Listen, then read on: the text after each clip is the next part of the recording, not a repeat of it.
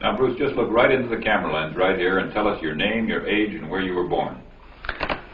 My last name is Lee, Bruce Lee. I was born in San Francisco in 1940. I'm 24 right now. And you worked in motion pictures in Hong Kong?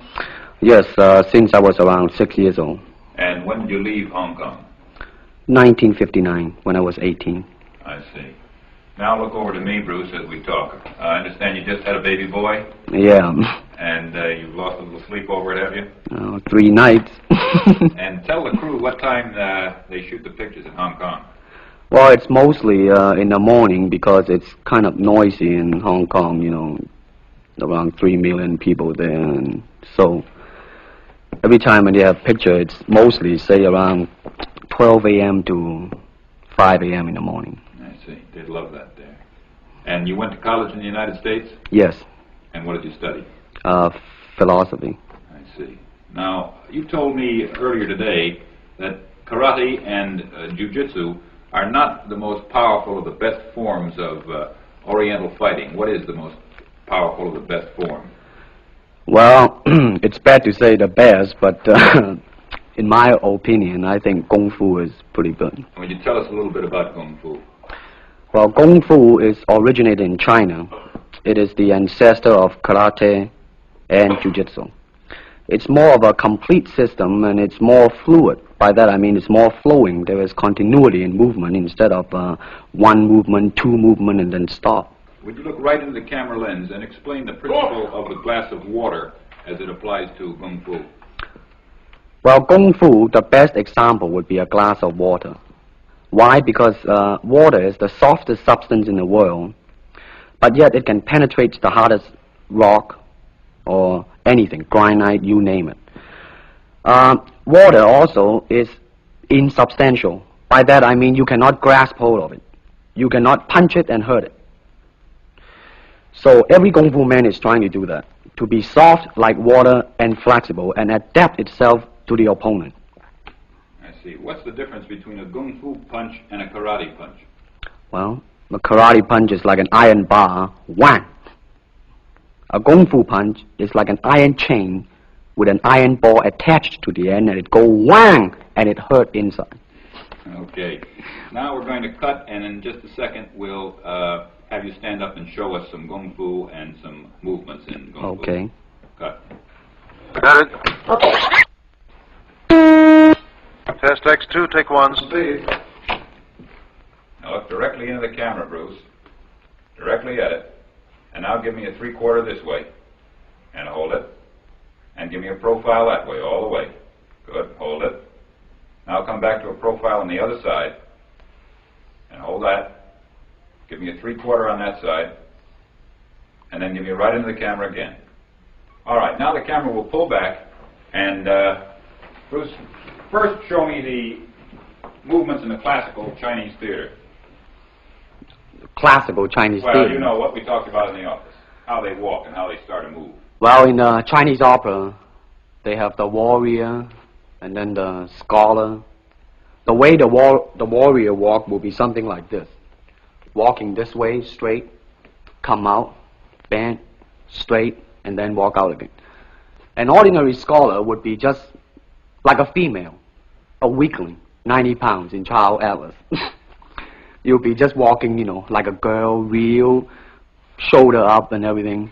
So by the way they walk, you can immediately tell who they are. Right, what character they represent. Now, show us some Kung Fu movements. Well, it is hard to show it alone, but I will try to do my best. All right, maybe one of the fellows will walk in. You want to walk Yeah, in? it would be... Go ahead. Go ahead. Go ahead. Come on, lady. Okay. Although accidents do happen, but, you know... There are various kind of strike. It depends on where you hit and what weapon you will be using. To the eyes, you would use fingers. Don't worry. To the eyes. Or straight at the face. From the waist, everything on. Hold it just a minute. Let's move this gentleman around this way so you're doing it more into the camera. Okay, swell. And then there is band arm strike, using the waist again into a back fist. And let's have the assistant director back up just a ways. Okay, go ahead. Continue. And then, of course, Kung Fu is very sneaky. You know, the Chinese, they always hit low. From high, go back to the groin. Don't worry. Now turn around the other way, would you, Bruce? Oh, okay. Yeah. And, Would you want him to? yes. Oh, cross These the are camera just forward. natural reactions. That's Right, it. right. That All is right. natural. Right into the camera. Cheat into the camera a little bit and show this again. All right. Go ahead. There is the finger jab. There is the punch. There is the back fist and then low. Of course, then they use leg straight at the groin or come up. Or, if I can back up a little bit, they start back from here and then come back. All right. It's kind of worried. He has nothing to worry about. Now, No. once again, show us how a good Kung Fu man would very coolly handle it and walk away, rather than get involved in a series of actions. Cut it. Sound. Okay.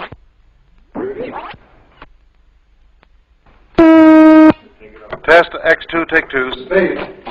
Now, Bruce, so that we can clearly see what you're doing this time, we'll face the fact that there's nobody there. Okay. Show me now the difference between Jiu-Jitsu, which is long and involved, and Kung Fu, which is very quick if you have an opponent. All right, for instance, you will read it in a book, in a magazine and everything, that when somebody grab you, you will first do this, and then this, and then, and then, and then, and then, thousands of steps before you do a single thing. Of course, these kind of magazine would teach you to be feared by your enemies and admired by your friends and everything. See? But in Kung Fu, it always involves a very fast motion. Like, for instance, a guy grabbing your hand. It's not the idea to do so many steps. Step him right on the instep. He'll let go. This is what we mean by simplicity. Same thing in striking and in everything. It has to be based on a very minimum motion so that everything would be directly expressed. One motion, and he's gone. Doing it gracefully, not to go, yelling and jumping all over him, but to do that. Excuse me. That's it. Okay. Okay. Now, show me once again just a few movements there. Well, Kung Fu can be practiced alone or with a partner. Practicing alone, they involve forms. Some imitate a crane, a monkey, a praying mantis. This is a crane form. Start off.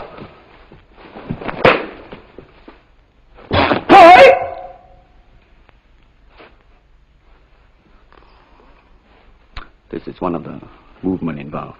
Show us one more movement, and then we'll be all through. Okay, I'm glad to hear that. They have the tiger that start like a tiger, using claw to claw the face, or the beak of the crane to the eyes move.